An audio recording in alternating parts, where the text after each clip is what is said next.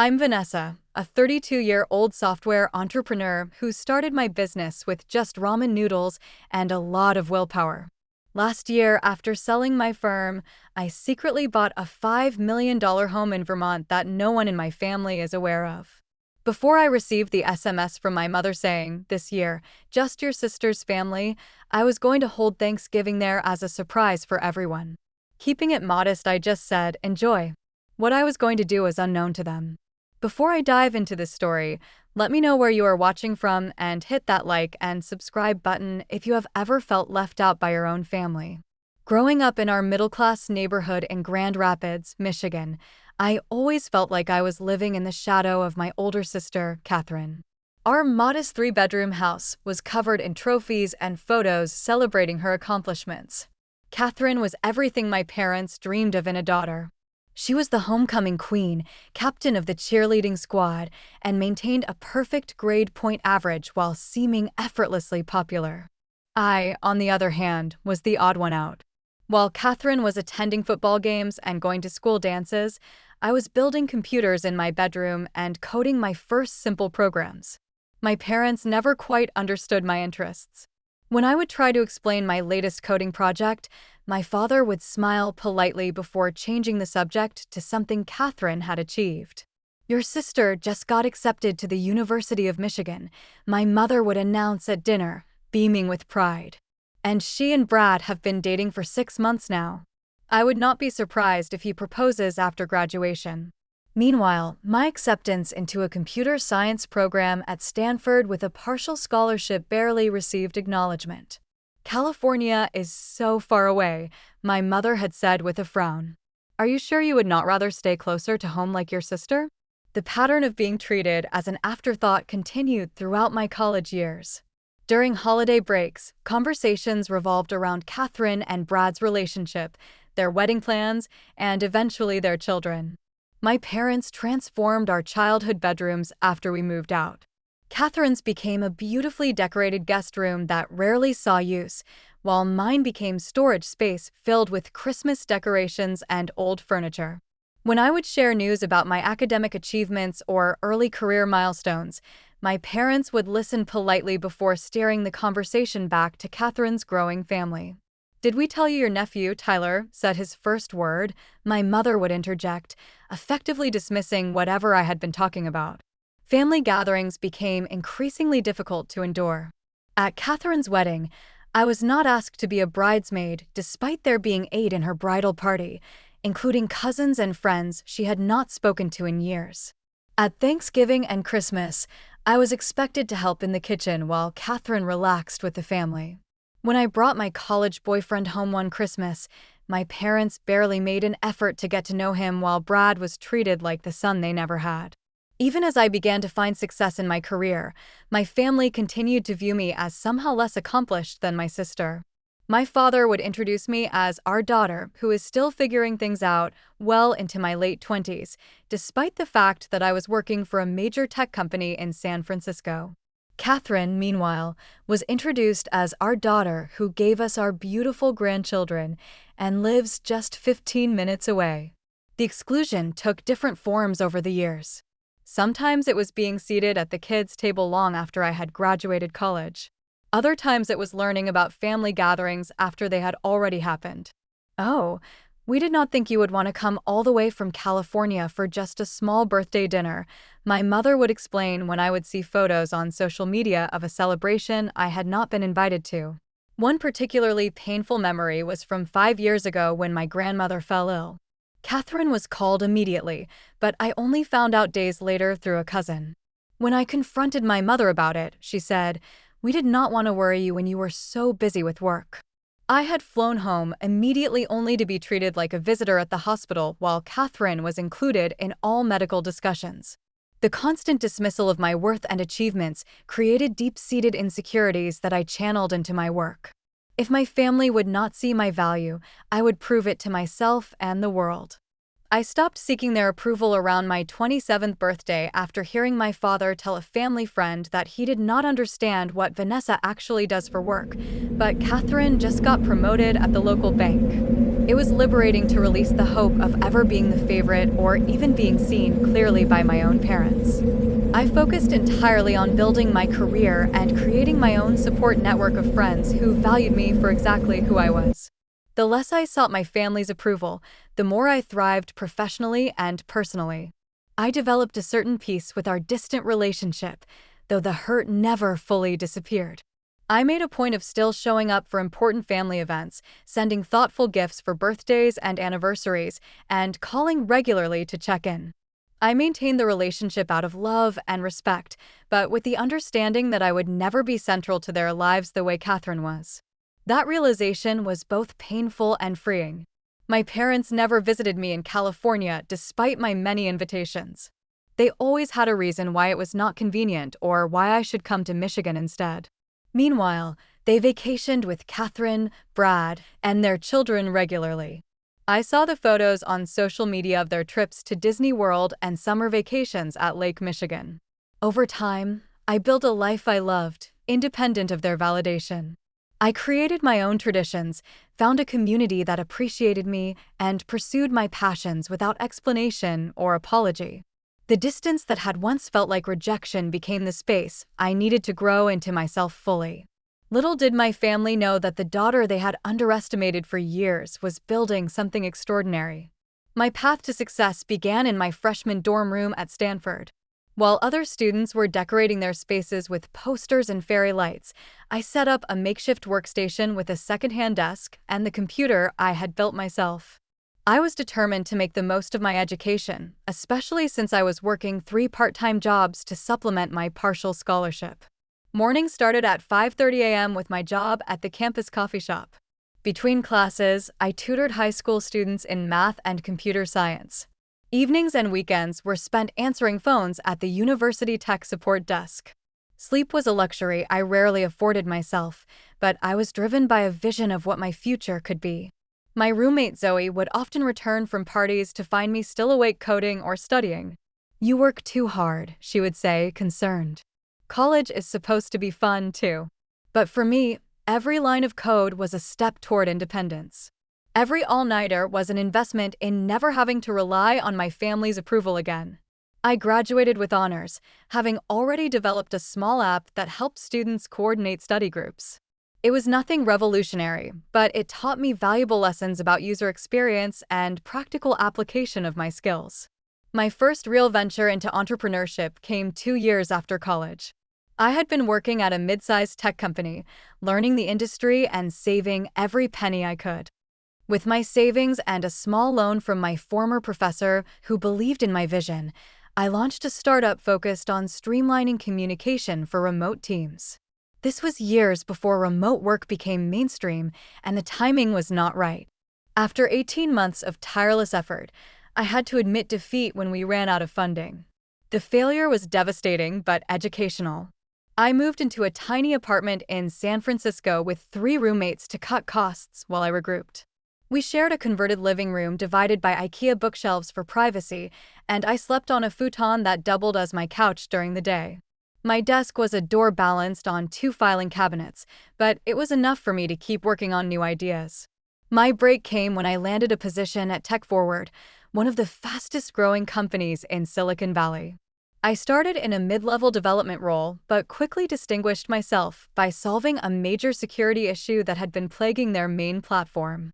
Within 2 years, I was leading my own team and had caught the attention of the executive leadership. The experience and connections I gained at TechForward were invaluable, but I still had the entrepreneurial itch. I spent my evenings and weekends developing a new software concept focused on artificial intelligence applications for small businesses. This time, I was smarter about market research, timing, and the specific problem I was trying to solve. When I felt the concept was ready, I took the biggest risk of my career. I left my secure, well-paying job to found Secure Connect, pouring my entire savings into the venture. The first 6 months were terrifying. I moved to an even smaller apartment, ate ramen noodles more often than I care to remember, and worked 16-hour days. There were moments when I questioned my sanity, wondering if I should have stayed in my comfortable job or even chosen a more conventional path like Catherine. The stress took a physical toll. I lost weight, developed insomnia, and battled constant anxiety. During one particularly low point, I called my parents seeking some emotional support. My father answered and, after listening to my abbreviated struggles for less than a minute, said, "Well, this is what happens when you choose such an unusual career. Catherine never has these problems at the bank."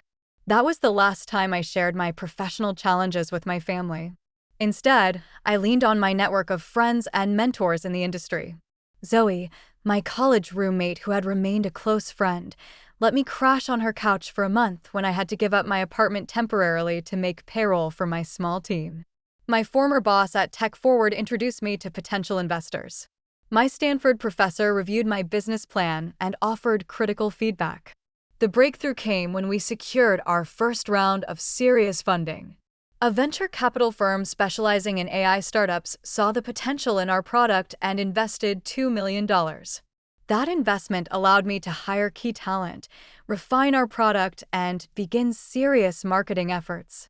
We expanded from 3 employees working out of my apartment to 15 people in a real office space. The following years were a roller coaster of challenges and victories. We survived a major market downturn that claimed many similar startups. We pivoted our product focus when we discovered an underserved niche in the industry. We fought off a patent infringement claim from a much larger competitor. Through it all, I led with determination and the resilience I had been building since childhood. 7 years after founding Secure Connect, we had grown to over 100 employees with offices in San Francisco, Austin, and Boston. Our client list included Fortune 500 companies and government agencies. The little girl who had been building computers in her bedroom while her sister went to prom was now running a company valued at over $200 million. When a major tech conglomerate approached us with an acquisition offer last year, the decision was not easy. I had built Secure Connect from nothing, and it felt like my child in many ways. But the offer was too significant to ignore. $350 million with the opportunity for me and my team to continue leading the division within their larger corporate structure. After the acquisition, I found myself with more wealth than I had ever imagined possessing. My first indulgent purchase was a beautiful 3-bedroom condo in San Francisco with views of the Golden Gate Bridge. For someone who had spent years in tiny shared apartments, having a space that was entirely mine felt like an extraordinary luxury. But the purchase that brought me the most joy was finding my estate in Vermont. I had always loved the East Coast in autumn, and during a vacation last fall, I fell in love with a historic property near Manchester. The estate featured a main house with 7 bedrooms, a separate guest house, 50 acres of land with hiking trails, a pond, and stunning mountain views. The moment I walked through the front door, I knew it was special. I purchased the property for $5 million and spent another $1 million renovating and decorating it to perfection. I hired a local estate manager named Thomas to maintain the property when I was not there, which was most of the time given my work schedule. But I visited whenever I could, finding peace in the rolling hills and forests that surrounded my new sanctuary. Throughout all of this success, I had been relatively quiet about my achievements with my family. They knew I had sold my company and done well, but I never shared financial details or the full scope of my success. Part of me was waiting for the right moment to show rather than tell them what I had built. Another part was protecting myself from their potential dismissal of my accomplishments, the way they had dismissed me so many times before. I had planned to finally reveal everything by hosting Thanksgiving at my Vermont estate. I imagined their surprise when they arrived at the property, the recognition in their eyes that the daughter they had underestimated had built something extraordinary. I pictured finally earning my father's respect and my mother's pride. Even Catherine might finally see me as an equal rather than the little sister who never quite measured up. It was not about showing off my wealth, but about finally being seen for who I had become, about taking my place in the family as a successful adult in my own right. That was the plan until my mother's text changed everything. The text arrived on a Tuesday morning in early November as I was reviewing quarterly reports in my San Francisco office. My phone buzzed with a message from my mother, and I opened it expecting the usual check-in about holiday plans. "Vanessa, about Thanksgiving this year. We are keeping it small. Just Catherine, Brad, and the kids. Hope you understand. Maybe we can see you at Christmas instead. I stared at the screen, reading the message multiple times, as if the words might rearrange themselves into something less hurtful. There was no explanation, no apology, just the casual dismissal that had characterized our relationship for years. My thumbs hovered over the keyboard as I contemplated various responses. I could ask for an explanation. I could express my hurt. I could remind her that I had already booked my flight to Michigan. In the end, I simply wrote, "Enjoy." I set my phone down and tried to refocus on work, but the familiar pain of exclusion washed over me. Despite all my success, despite all I had achieved, I was still the afterthought, the expendable family member who could be uninvited with a brief text message. My assistant Natalie noticed something was wrong when she brought in my afternoon coffee. "Are you okay? You look like you just got some bad news." I attempted a smile that did not reach my eyes. "Just family stuff. Nothing new." "Want to talk about it?" she offered, closing the door to give us privacy. I found myself sharing the text and the history behind it, something I rarely did with colleagues. Natalie listened without interruption, her expression growing increasingly indignant on my behalf. "So, you were just going to fly to Michigan for Thanksgiving even though they treat you this way?" she asked when I finished. "I always do," I admitted. "Every holiday, every year, I show up with gifts and a smile, help in the kitchen, listen to stories about my nephews and Catherine's job, and pretend it doesn't hurt when my parents barely ask about my life." "And you were planning to surprise them with the Vermont estate after all that?" I nodded, feeling foolish now. I guess I still wanted their approval, even after all these years of proving I don't need it. Natalie's expression softened. "That's understandable, but maybe this is an opportunity to break the pattern." The idea sat with me throughout the day. By evening, as I drove home to my condo, a sense of determination began to replace the hurt. I had been accommodating my family's dismissal of me for too long. This year would be different. Once home, I poured a glass of wine and sat on my balcony overlooking the city lights. On impulse, I called my cousin Laura, my mother's sister's daughter, who had always been kind to me despite living on the opposite coast. "Vanessa, what a nice surprise," Laura answered warmly. "I was just thinking about you. Are you coming to Michigan for Thanksgiving? We would love to see you." "Actually, I was just disinvited," I explained. "Mom texted that they're keeping it small this year, just Catherine's family." A pause. "That's strange. Aunt Judy told my mom the same thing last week. She said they were just having immediate family this year." My curiosity piqued. "So you're not going either?" "No, none of us were invited. Mom was pretty hurt, actually. We've been going to their house for Thanksgiving for 20 years. Further calls to other family members revealed the same pattern. My mother's brother, Uncle Paul, and his family had been told they were taking a break from hosting extended family. My father's sister, Aunt Diane, had been told they were keeping it intimate this year due to some health concerns, though no one was actually ill. In total, more than 20 family members who usually gathered for our traditional Thanksgiving had been excluded. The only ones invited were Catherine, Brad, and their 3 children. The realization made the exclusion both more and less personal. I was not the only one uninvited, but the fact that only my sister's family was welcome still stung. My cousin Jacob, Uncle Paul's son, was particularly vocal about his disappointment. "I had already bought plane tickets," he complained. "Your mom has hosted Thanksgiving for as long as I can remember. What are we all supposed to do now?" As he spoke, an idea began to form in my mind. What if we still had Thanksgiving together? I suggested. "Just not at my parents' house." "Where, a restaurant?" Jacob asked skeptically. "Everything will be booked by now." "I have a place," I said, making a split-second decision. "A house in Vermont with plenty of room for everyone." "What if I hosted Thanksgiving this year?" There was a pause on the line. "You have a house in Vermont? Since when?" "It's a recent purchase," I explained vaguely.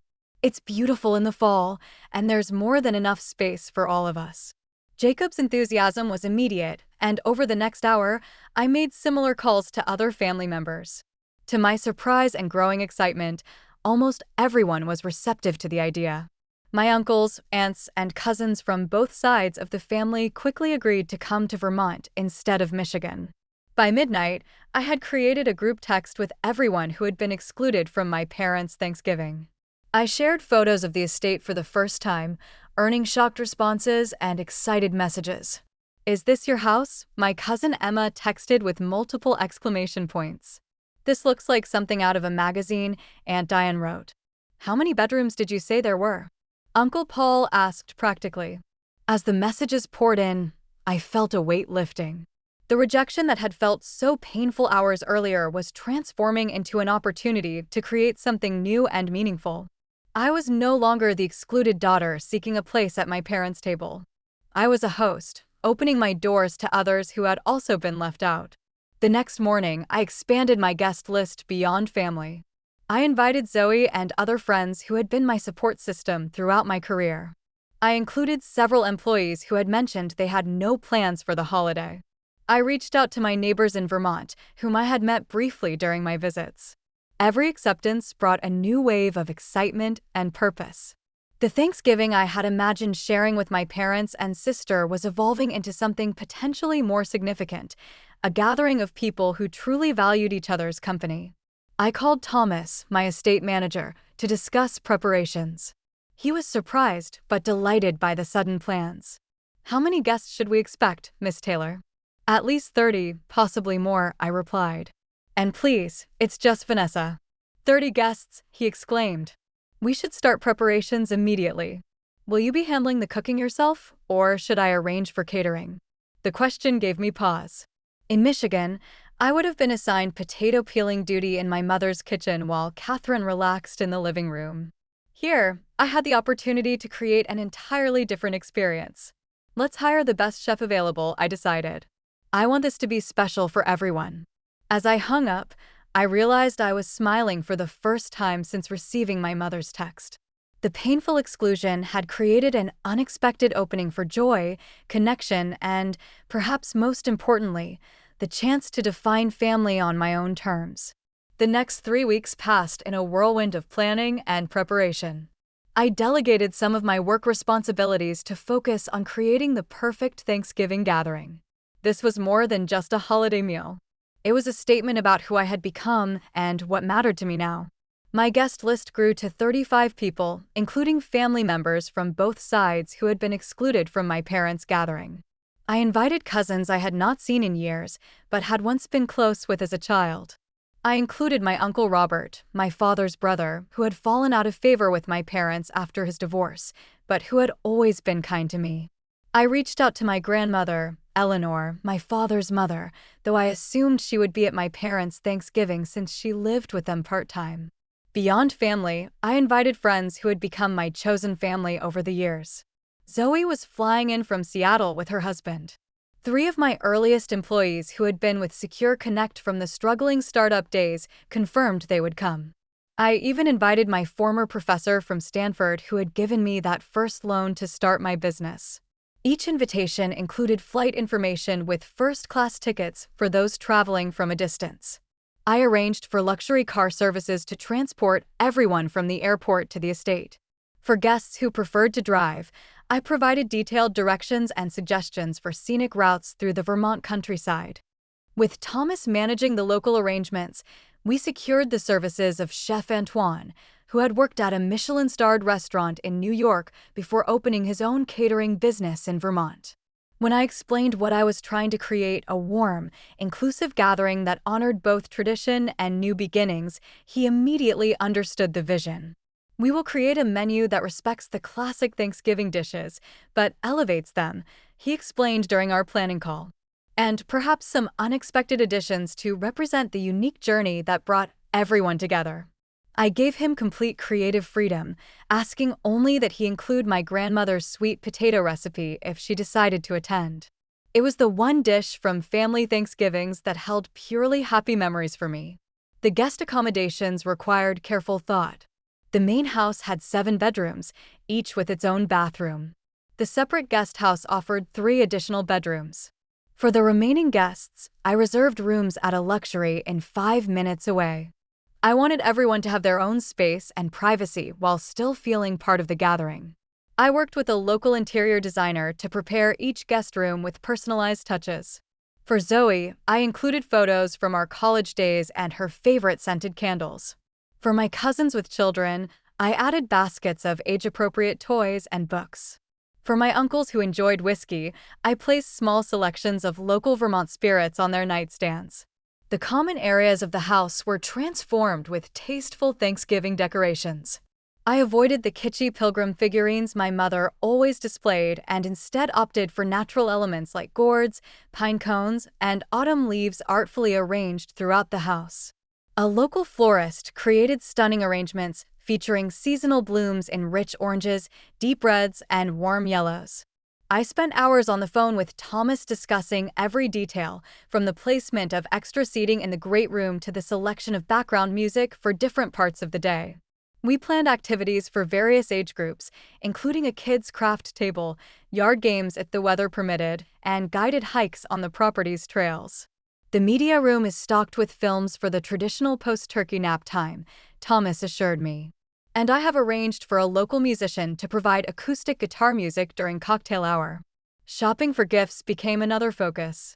I wanted each guest to have something meaningful to take home, not just as a reminder of the gathering, but as an expression of genuine appreciation for their presence in my life. For my cousins, I found beautiful leather-bound journals with their initials embossed on the covers. For the children, I commissioned custom stuffed animals from a Vermont artisan.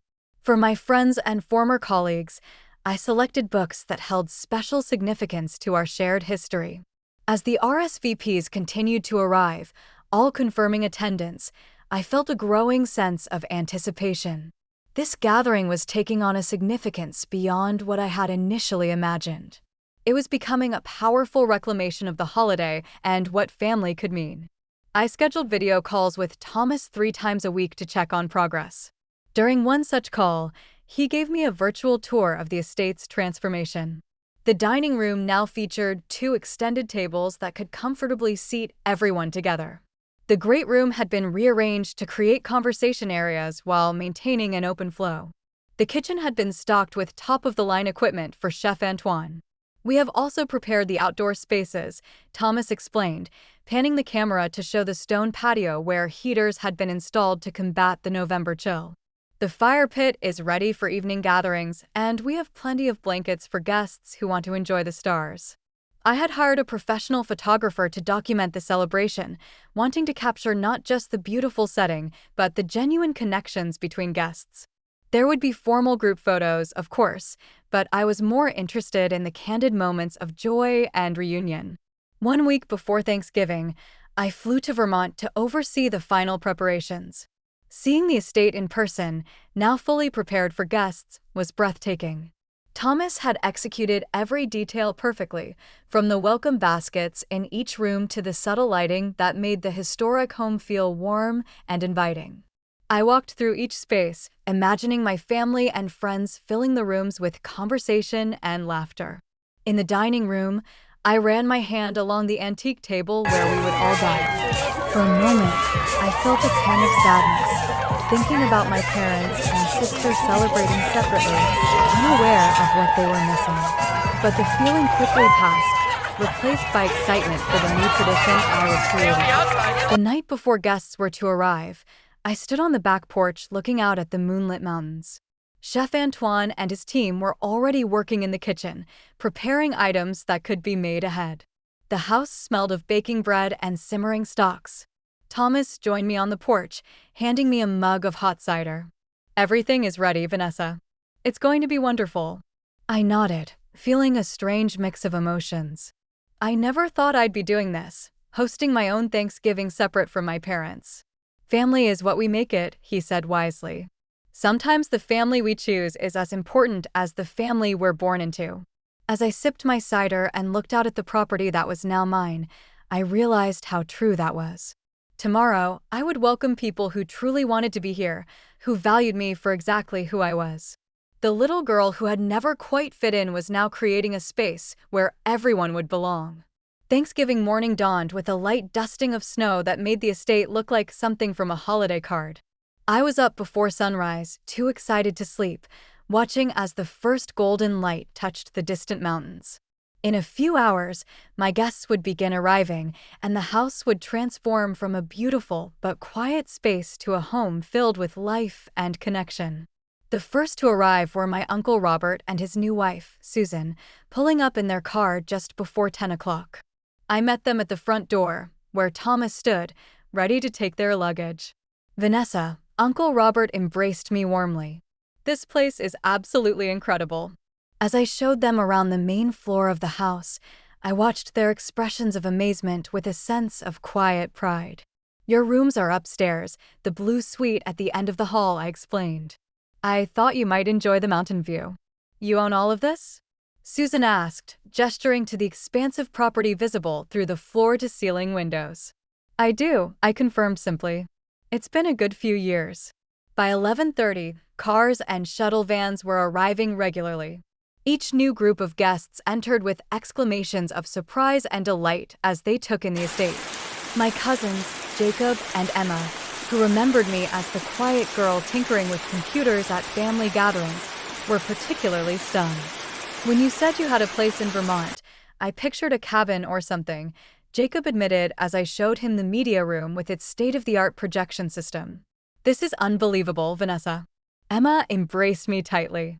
"I always knew you would do amazing things," she whispered. "I'm so proud of you." Her words touched me deeply. Here was the recognition and pride I had sought from my parents for so many years, offered freely by a cousin who had actually been paying attention to my journey. Zoe and her husband arrived from Seattle, bearing gifts of Washington wines and handmade chocolates. "This exceeds even your usual overachievement," she teased as she took in the grand staircase and crystal chandelier in the entryway. "Remember when we shared that tiny apartment with the bathroom door that never closed properly?"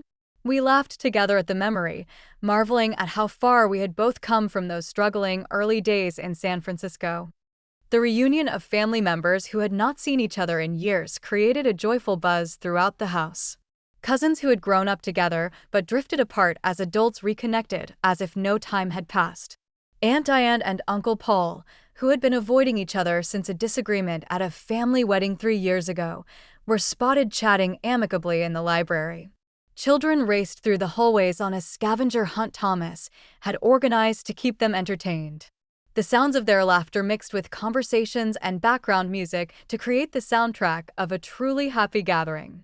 Chef Antoine and his team worked their magic in the kitchen, occasionally emerging to pass appetizers that were received with appreciative murmurs.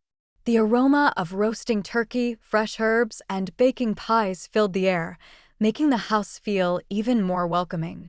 At 2 o'clock, with most guests having arrived and settled in, I invited everyone to the great room for a welcome toast. Standing before the massive stone fireplace, glass of champagne in hand, I looked out at the faces of people who had shaped my life in different ways. "Thank you all for coming today," I began, my voice steady despite the emotion I felt.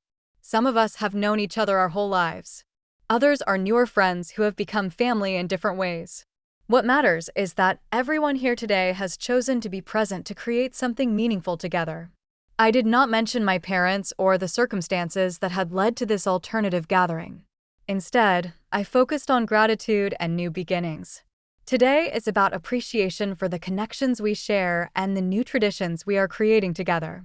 I am honored to welcome you all to my home. As glasses were raised in response, the front door opened unexpectedly. Thomas hurried to see who the late arrival might be and returned moments later with an expression of surprise. "Miss Taylor, your grandmother is here." A hush fell over the room as my grandmother Eleanor entered, assisted by her part-time caregiver, Maria. At 87, she moved slowly but with the same dignity and grace that had always characterized her. I set down my glass and crossed the room to embrace her. "Grandma, I didn't think you'd be able to come." I helped her to a comfortable seat near the fire. She patted my hand affectionately. "Did you think I'd miss my favorite granddaughter's first time hosting Thanksgiving? When I heard what you were doing, I told your father I had a headache and needed to stay home." Then Maria helped me arrange transportation. Her eyes twinkled mischievously. "Sometimes at my age, you have to be a little sneaky to do what you want." The gathering continued with renewed energy after my grandmother's arrival. She held court in the great room, sharing family stories many had never heard before. Several of my cousins sat at their feet like children in story time, despite being in their 30s and 40s. At 4 o'clock, Thomas announced that dinner was ready. We moved to the dining room, where the tables had been set with fine china, crystal, and silver. Each place was marked with a hand-calligraphed name card. Candles and fresh flowers ran the length of both tables, creating an atmosphere of elegant warmth. Chef Antoine presented each course with a brief explanation of the ingredients and preparation. The traditional turkey had been brined for 3 days before roasting. The stuffing featured local mushrooms foraged from the Vermont woods. Even the cranberry sauce was special, made with berries harvested from a bog on the property. For my grandmother's sweet potato dish, Chef Antoine had followed her recipe exactly, then presented it to her for approval before serving. Her smile of satisfaction was one of my favorite moments of the day. Conversation flowed as freely as the wine, with none of the tension or awkward silences that often characterized my parents' Thanksgiving table. Here, there was no hierarchy, no favorites, no comparisons between cousins or siblings. Everyone was valued equally as a guest in my home. After dinner, as dusk fell over the mountains, we gathered on the back patio, where the heaters and fire pit kept us comfortable despite the November chill. The photographer captured candid shots of guests wrapped in blankets, warming their hands with mugs of hot cider or glasses of whiskey, faces illuminated by firelight as they shared stories and laughter. My former professor raised his glass in an impromptu toast. To Vanessa, who has always seen possibilities where others saw obstacles. You have created something truly special here today, just as I knew you would when you first came to me with your business plan all those years ago. As the evening progressed, someone suggested we each share what we were thankful for this year. The tradition took on new meaning in this gathering of people who had chosen to be together despite other options. Answers ranged from heartfelt to humorous, but the common thread was appreciation for authentic connection. When it was my grandmother's turn, she looked directly at me. I am thankful for brave people who create their own path when the usual road doesn't work for them. And I am thankful to be here to witness it. Later, as some guests drifted to the media room for football games and others helped children get ready for bed, I found a quiet moment alone with my grandmother on a window seat overlooking the now dark mountains. I am so proud of what you have built, Vanessa, she said softly. Not just this beautiful home, but the life you have created on your own terms. Thank you for coming today, I replied, holding her frail hand in mine. It means everything to have you here. She squeezed my hand. Your parents and Catherine don't know what they're missing, but I suspect they'll find out soon enough. I raised an eyebrow questioningly. My grandmother smiled. Emma has been posting photos all day. Your cousin Patrick has been live streaming parts of the dinner. In this age of social media, nothing stays private for long. She was right, of course. Throughout the day, guests had been taking photos and videos, sharing them on various platforms with captions like, "Best Thanksgiving ever," and "Who needs Michigan when you have Vermont?" I had been too busy hosting to think about the implications, but now I realized that my parents would inevitably see evidence of our gathering. That night, after the last guests had retired to their rooms or the nearby inn, I sat alone in the library with a final glass of wine. The house was quiet, but not empty, filled with the lingering energy of the day's celebrations. For the first time in my adult life, I had experienced a holiday that felt completely right, surrounded by people who saw and appreciated me for exactly who I was. I opened my phone and scrolled through some of the photos that had been shared. There were beautiful shots of the estate, food, and, most importantly, the genuine joy on people's faces. In one particularly moving image, my grandmother was seated in the center of a group of my cousins, all looking at her with expressions of love and attention as she told a story.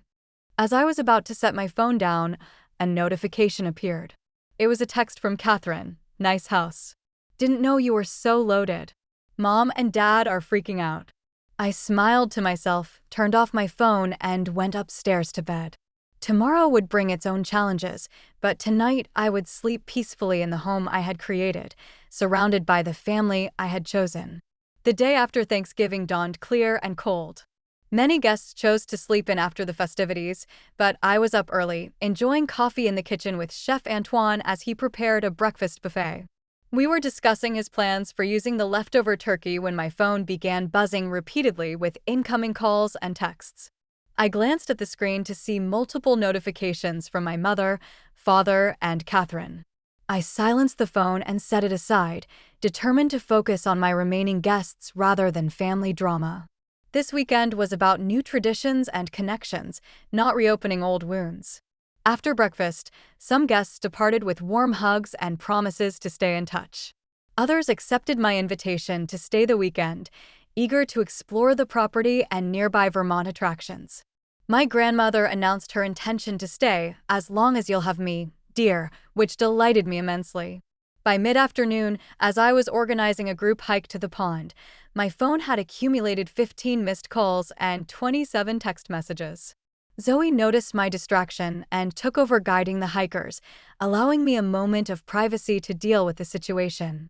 In the quiet of the library, I finally opened the messages. They ranged from confused to angry, with my mother demanding explanations and my father expressing hurt and bewilderment. Catherine's texts were the most pointed, accusing me of showing off and trying to make them look bad. The most recent text from my mother read, "We need to talk. Call immediately." I took a deep breath, considering my options. I could continue ignoring them, which would only escalate tensions. I could respond by text, which seemed inadequate for the conversation that clearly needed to happen. Or I could call and face the situation directly. With a sense of calm determination that would have been impossible for me even a year ago, I chose the third option. I called my mother's number and put the phone on speaker so I could pace around the library as we talked. She answered on the first ring. "Vanessa, finally. What in the world is going on? Why are there pictures all over Facebook of you hosting Thanksgiving at some mansion in Vermont? And why is your grandmother there?" Her rapid-fire questions had the familiar tone of accusation that had characterized so many of our interactions over the years. But this time, instead of feeling defensive or apologetic, I felt steady. "Hello, Mom. Yes, I hosted Thanksgiving at my home in Vermont. I invited family members and friends who didn't have other plans after you decided to have just Catherine's family this year. But this was supposed to be a small, quiet Thanksgiving," she sputtered. "Just immediate family." "Catherine's immediate family," I corrected gently. "Not mine, not Uncle Paul's or Aunt Diane's or Cousin Jacob's." So, we created our own gathering. There was a pause before she continued, her voice slightly less certain. "You should have told us you bought a house, and such an expensive one. The family is saying it's worth millions. Where did you get that kind of money?" The question revealed so much about how little they knew of my life and career. "Mom, I sold my company last year for $350 million. I mentioned it at Christmas, but you and Dad were busy helping Tyler open his presents." Another silence, longer this time. I could almost hear her recalibrating her understanding of her younger daughter. "Your father wants to speak to you," she said finally, and I heard the phone changing hands. "Vanessa?" My father's voice was gruff with emotion. "What is this about? Are you trying to make some kind of point by taking the family to Vermont instead of coming home for Thanksgiving?" His framing of the situation was so telling, the assumption that I must be acting out of spite rather than simply creating something positive from their rejection. "No, Dad, I'm not trying to make a point. When Mom texted that I wasn't welcome this year, I made other plans. It turned out a lot of the family had received similar messages, so I invited them to join me. It was a wonderful gathering." "Not welcome," he sounded genuinely confused. "That's not what we meant at all. We were just trying to keep it small this year. Catherine has been stressed with the kids, and your mother thought a quieter holiday would be good for everyone." A quiet holiday that included 7 people, just not me, I pointed out, keeping my voice even. "Dad, this isn't the first time I've been excluded or treated as an afterthought. It's been happening my entire life." "That's ridiculous," he protested. "We've always treated you and Catherine exactly the same." I could have argued, could have listed dozens of examples that proved otherwise, but I recognized the conversation was not really about Thanksgiving. It was about years of family dynamics that could not be resolved in one phone call. "I think we have different memories of my childhood," I said diplomatically. "But that's not what matters now. What matters is that I created a beautiful Thanksgiving celebration with people I care about in my home that I'm proud of. I'm not asking for an apology or trying to make anyone feel bad. I'm just living my life on my terms. Catherine's voice suddenly broke in, and I realized I had been put on speakerphone as well. But why did you have to post all those photos? Everyone is talking about how amazing your house is and what a great time they had. It makes our Thanksgiving look pathetic in comparison. There was the crux of it, not that I had been excluded, but that I had refused to be diminished by the exclusion. For perhaps the first time in our relationship, I had definitively one-upped my perfect older sister, and she didn't know how to process it. I didn't post any photos, Catherine. Our cousins and friends did because they had a good time and wanted to share it. That's what people do on social media. But you invited Grandma, she accused. She told us she wasn't feeling well and couldn't come to our dinner. She lied to be with you instead. I smiled at that, picturing my grandmother's mischievous expression as she had described her escape plan. Grandma made her own choice. Maybe she wanted to see my new home. Or maybe she was curious about why so many family members were gathering in Vermont. You'd have to ask her. As if on cue, the library door opened, and my grandmother Eleanor entered, using her walker but moving with purpose. Is that my son and his family on the phone? Put them on speaker, Vanessa, I have something to say. I adjusted the volume and nodded to her. Robert, Judy, Catherine, this is Eleanor. I want you to listen carefully because I will not repeat myself. What you did, excluding Vanessa and then acting surprised when she created something beautiful without you, is exactly why I chose to be here instead of there. This family has taken this child for granted for far too long, always placing her second to her sister. I have watched it happen year after year, and I have been just as guilty by not speaking up sooner. My grandmother's voice was strong and clear, carrying the authority of her 87 years. Vanessa has built an extraordinary life through her own hard work and determination. She has a successful career, a beautiful home, and the generosity of spirit to share it with others. Instead of being jealous or defensive, you should be proud. I certainly am. There was stunned silence from the phone. I felt tears prickling at the corners of my eyes, moved beyond words by my grandmother's defense. Finally, my father spoke, his voice uncharacteristically subdued. Mom, I think you're exaggerating. We have always loved both our daughters equally. Love is not just words, Robert. It is attention. It is interest. It is making space at your table and in your heart. By that measure, you and Judy have failed Vanessa repeatedly. My mother's voice broke in, tearful now. That's not fair. We have always supported both girls. When was the last time you visited Vanessa in California? My grandmother challenged. When was the last time you asked detailed questions about her work or her life? When was the last time you put her first, even once, over Catherine and her family? The silence that followed was answer enough. I am staying in Vermont through the weekend, my grandmother continued firmly. Next week, when I return, we will have a family discussion about how things need to change going forward. For now, I suggest you all reflect on the choices that led to this situation. With that, she nodded to me to end the call. I tapped the screen, and the library fell quiet except for the crackling of the fire. You didn't have to do that, Grandma, I said softly, moving to stand beside her. She patted my hand. Yes, I did. It was long overdue. She looked around at the beautiful room with its floor-to-ceiling bookshelves and comfortable leather chairs. Now, I believe some of your guests were planning a hike. An old woman like me might prefer to sit by the fire with a good book if you have a recommendation. I selected one of my favorites from the shelf and helped her settle into the most comfortable chair before rejoining my guests outside. As we walked the trails around the property, I felt lighter somehow, as if my grandmother's words had released me from a burden I had carried for years. Later that evening, as we gathered for a casual dinner of Thanksgiving leftovers, reimagined by Chef Antoine, my phone buzzed with a text from Catherine. Unlike her earlier messages, this one seemed written in a moment of vulnerable honesty. I've always been jealous of you, Vanessa. Your freedom, your brilliance, your ability to create your own path.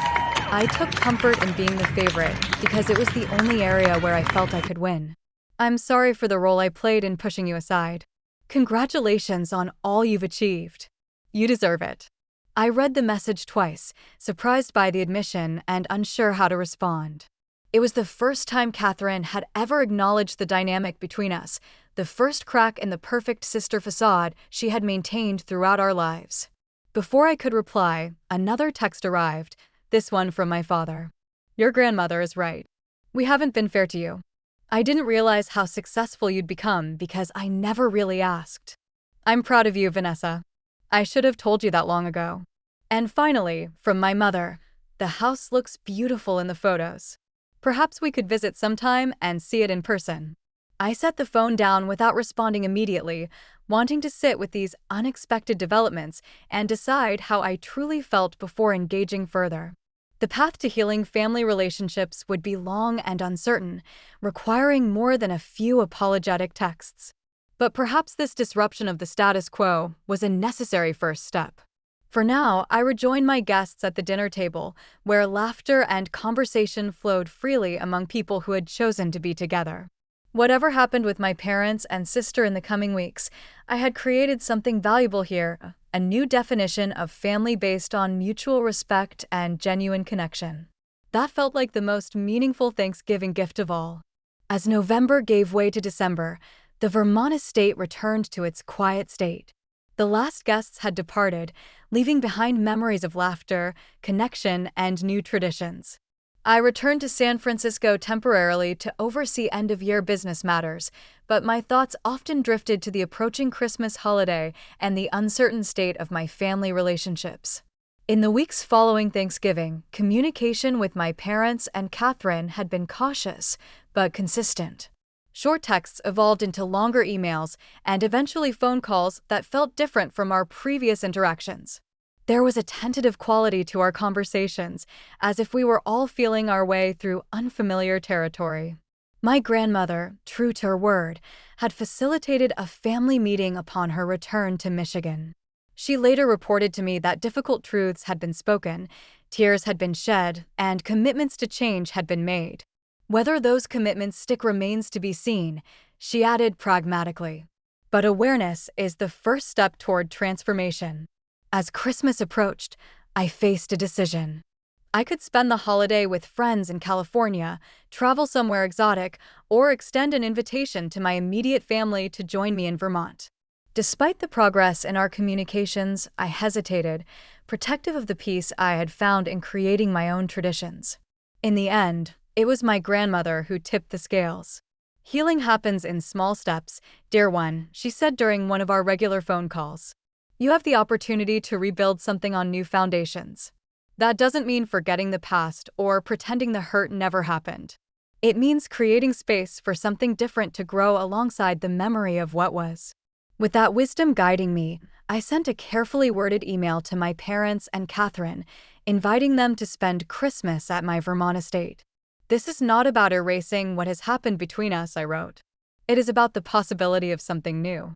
I would like you to see my home and share in this part of my life if you are willing. Their acceptance came within hours, along with questions about travel arrangements and what to pack for Vermont in December. I arranged for first-class flights and car service from the airport, the same considerations I had extended to all my Thanksgiving guests. On December 23rd, I stood in the entryway of my home, watching through the windows as the car carrying my parents and Catherine approached up the long driveway. Brad and the children had remained in Michigan with his family this year, making this a gathering of just our original family unit for the first time in many years. As they stepped from the car, expressions of amazement already visible on their faces as they took in the scale and beauty of the property, I felt a complex mix of emotions. There was lingering hurt, certainly, but also a cautious hope that something valuable might emerge from the painful revelations of the past month. Thomas opened the door to welcome them, taking their coats and luggage with professional courtesy. My mother entered first, her eyes widening as she absorbed the grand entryway, with its crystal chandelier and sweeping staircase. "Vanessa," she breathed, "this is absolutely stunning." My father followed, unusually quiet as he looked around. Catherine came last, her expression a mixture of awe and something that might have been regret. "Welcome to my home," I said simply, stepping forward to guide them into the great room where a fire blazed in the massive stone fireplace, and the Christmas tree stood decorated in the corner, reaching nearly to the 18-foot ceiling. "You live here alone?" my father asked, finding his voice at last. "Thomas and his wife Maria live in the caretaker's cottage on the property," I explained. "And I have regular staff who maintain the house and grounds. But yes, this is my personal residence, though I split my time between here and San Francisco." "It's like something from a magazine," Catherine said, running her hand along the back of a leather sofa that probably cost more than her entire living room set at home. "Would you like a tour?" I offered, and they nodded, still seeming slightly dazed by the tangible evidence of my success. As I led them through the house, pointing out features and sharing stories about how I had found or selected various elements, I watched their perceptions of me visibly shifting. Each room revealed another facet of my life and taste that they had never bothered to discover through conversation. The library, with its carefully curated collection, reflected my intellectual interests. The state-of-the-art kitchen spoke to my newfound love of entertaining. The art on the walls showed my appreciation for beauty and creativity. In my home office, my father paused before the framed magazine covers featuring articles about my company and achievements. Forbes 30 Under 30, he read from one headline. "Tech visionary revolutionizes industry," from another. "Why did you never tell us about any of this?" he asked quietly. I considered the question carefully before answering. "I did try, Dad. Many times, but there was always something more important happening with Catherine or the kids. After a while, I stopped trying." He nodded slowly, the painful truth of my words reflected in his expression. "I'm sorry we didn't listen." By the time we reached the upper floor with its bedroom suites, something had shifted in our dynamic.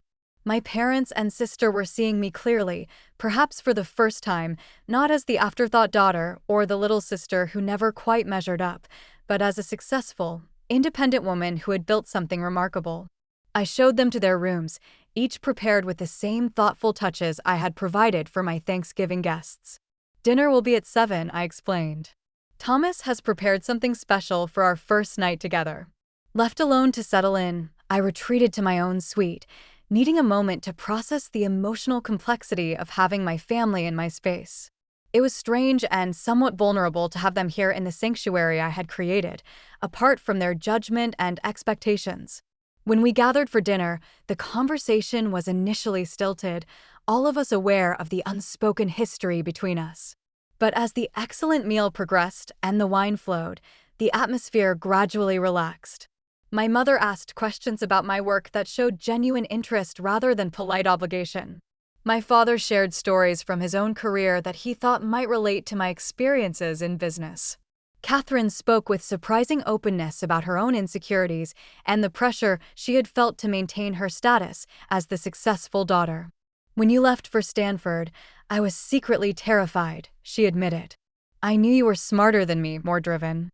I was afraid you'd outshine me, and then I'd lose the one thing I felt I had, being the daughter Mom and Dad bragged about. So, you made sure to keep me in my place," I observed, not accusingly, but seeking understanding. She nodded, looking ashamed. "It wasn't always conscious, but yes. And Mom and Dad made it easy because they were so focused on my life, my kids. We failed you both in different ways," my mother said quietly. "Catherine, we put too much pressure on you to be perfect. Vanessa, we didn't give you the attention and recognition you deserved. I see that now, and I'm truly sorry." The conversation continued late into the evening, moving from the dining room to the great room where we sat before the fire. There were difficult moments and uncomfortable truths, but also laughter and memories that had been positive despite the complicated dynamics. It was not a complete healing, but it was a beginning. The following days brought additional moments of connection and revelation. We explored the property together, bundled in winter coats for walks along the snowy trails. We played board games before the fire and watched Christmas movies in the media room. My father and I had a long conversation about investments and financial planning, his area of expertise, finally finding relevance in my life. My mother helped me wrap gifts for the staff and local families I had adopted for the holidays. On Christmas morning, as we gathered around the tree to exchange presents, I was struck by how different this felt from holidays past. There was an awareness and intentionality that had been missing before, a sense that we were all making an effort to see and hear each other more fully. The gifts reflected this new understanding.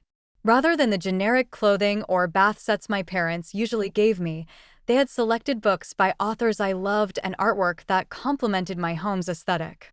Catherine had commissioned a painting of the San Francisco skyline from a local Michigan artist, a thoughtful nod to my West Coast life.